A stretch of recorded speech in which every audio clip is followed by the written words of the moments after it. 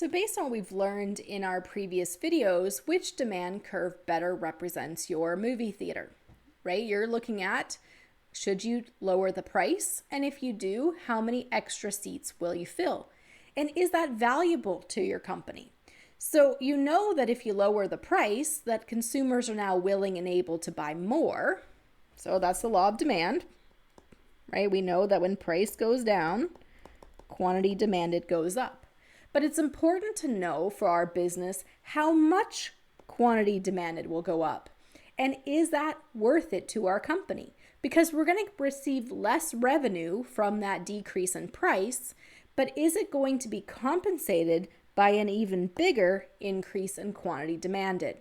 So based on what we know so far, is the demand curve for the movie theater more like this or this? Steep or flat? Elastic or inelastic? And ultimately, how does that impact the bottom line for our company, right? We're managing that movie theater. So what we're really looking at is what happens to total revenue. And for those of you who have taken accounting, right, you've talked about total revenue. How do you calculate total revenue? Total revenue is the money we bring in. Now, we haven't subtracted any costs yet. We're simply looking at the money coming in. Well, how do you figure out how much money is coming in? You take the price of the goods you're selling times the quantity that you're selling. That'll give you your total revenue. Well, what happens to total revenue when you drop the price depends on the elasticity of demand. So let's look at a couple scenarios. All right, let's assume we start at a price of $15. And at $15 a movie ticket, we are filling 100 seats.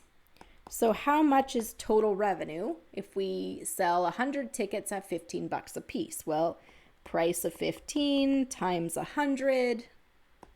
What do we get? We get 1,500. Now, let's suppose we drop the price. We drop the price to $10. And let's assume that when we drop the price to $10, the quantity increases to 300. So this was the example we were looking at where you change the price and the amount people are willing and able to buy changed a lot, right? It's now 3 times what it was before. So this is our elastic demand. Well, what happens to total revenue if you drop the price when you have elastic demand? Well, what's the new total revenue? Again, price times quantity, so 10 times 300, we get 3,000. So if you have elastic demand and you drop the price, total revenue will do what? It'll go up. So if this is your movie theater with elastic demand, is it a good idea to drop the price to get more customers in the door?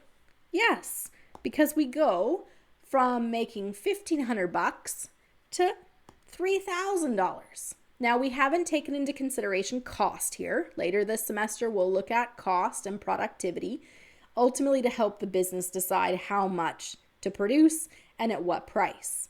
But right now, from a very simplistic perspective, if you have elastic demand and you drop the price, total revenue, the amount of money coming in, is going to increase. Well, what if we have inelastic demand? So we change the price. So we're going to drop the price to $10. But the amount that people are willing and able to buy changes only a little. So let's look at the example where we drop the price $5, we get 25 more people. What happens to total revenue? Well, total revenue before was 15 times 100 or 1,500. Now it's 10 times 125. So total revenue is now $1,250. So if we have inelastic demand, and we drop the price, what happens to total revenue? It goes down. So if you have inelastic demand, is it a good idea to lower the price to get more customers? No, because you lowered the price and the quantity demanded didn't change very much because people are not very sensitive to the price change. And what happened is at a lower price with not a lot of extra quantity, the total money coming in was less. There is one more scenario we need to look at. So we looked at elastic demand. We looked at inelastic demand. What if you have what is called unit elastic?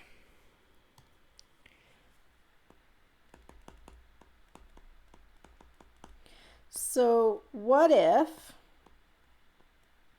I can't write here. Let's try this again. What if your elasticity coefficient is 1? So what if we take the price, which was 15, where we had a quantity of 100, we drop the price to 10, and what if we drop the price, the amount of consumers are willing and able to buy goes up to 150? Okay, what happens to total revenue?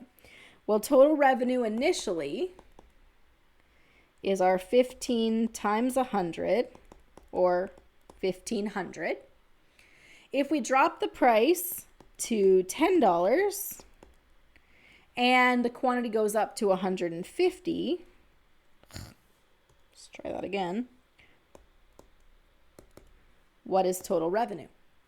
It's 1,500. So notice with unit elasticity, the price goes down, the quantity goes up, but the impact they have offset each other. So the total money coming in doesn't change. With unit elastic, you drop the price, the quantity demanded goes up, total revenue does not change. Okay.